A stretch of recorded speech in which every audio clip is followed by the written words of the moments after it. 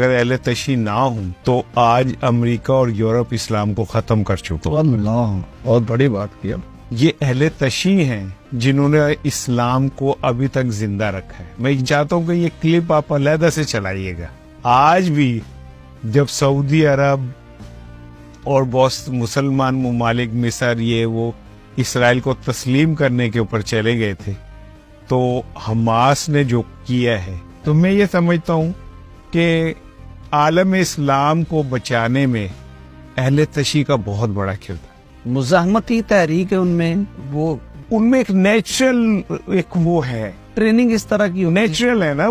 وہ انہوں نے ہمیشہ مزاحمت کی ہے. بالکل صحیح. ٹھیک ہے نا.